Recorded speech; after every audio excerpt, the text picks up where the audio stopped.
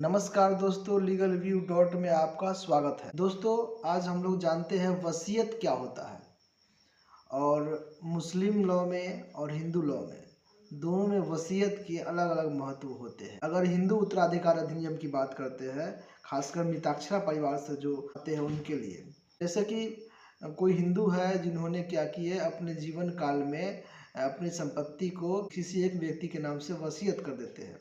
वसीयत करने का मतलब बिल तैयार करके अपने अंतिम इच्छा पत्र जो होते हैं वसीयतनामा के माध्यम से दर्ज करके चले जाते हैं। उनकी निधन हो जाती है तो छोड़ी गई संपत्ति जो वसीयत में जो छोड़ी गई संपत्ति है, उस संपत्ति पर सिर्फ और सिर्फ अधिकार जिसके नाम से वसीयत किया गया है उसे होगा। और उसे कानूनी रूप से वैध कराने के लिए हिंदू मिताक्षरा के लिए माननीय डिस्ट्रिक्ट न्यायालय में प्रोबेट फाइल करना होगा।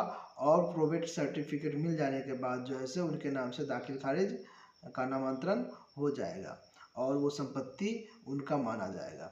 लेकिन मुस्लिम उत्तराधिकार अधिनियम में क्या होता है, वसीयतकर्ता की मृत्यु के बाद उस संपत्ति का डायरेक्ट जो होता है उसको प्रोबेट कराने की आवश्यकता मतलब मुस्लिम विधि में नहीं होता है। अब बात आता है कि दोस्तों, कोई कोई व्यक्ति क्या होते हैं अपने जीवन काल में क्या किए, एक वसीयत किए और वसीयत के बाद जो होता है पुनः जो है जिसके नाम से वसीयत किए थे उससे मन मुटाव या किसी कारणवश जो होता है उन पर जो है से मेहरबान ना होकर के किसी दूसरे बच्चे पर या किसी दूसरे व्यक्ति पर मेहरबान हो जाते हैं और दोबारा वसीयत कर देते हैं, तो क्या होगा, तो दोबारा जो वसीयत करेंगे तो पहले वाले वसीयत का महत्व अपने आप ही खत्म हो जाएगा। और दूसरा प्रश्न उठता क्या है, कोई व्यक्ति है जिन्होंने 10 कट्ठे का जमीन का टुकड़ा है, उस जमीन में से क्या किए, वसीयत करने के बाद जो है सो 5 कट्ठा जमीन जो है सो उन्होंने बेच दिया, तो क्या वसीयत का महत्व खत्म हो जाएगा? तो दोस्तों, वसीयत का महत्व खत्म नहीं होगा। जो शेष भूमि बचता है उस संपत्ति का जो है वसीयत में उस संपत्ति का महत्व रहेगा। और यदि वो हिंदू समाज से आते हैं, हिंदू उत्तराधिकार अधिनियम के तहत जो होता है उस वसीयत का बचे हुए भाग का प्रोबेट करा करके उस संपत्ति पर अपना हकियत कब्जा प्राप्त कर सकते हैं।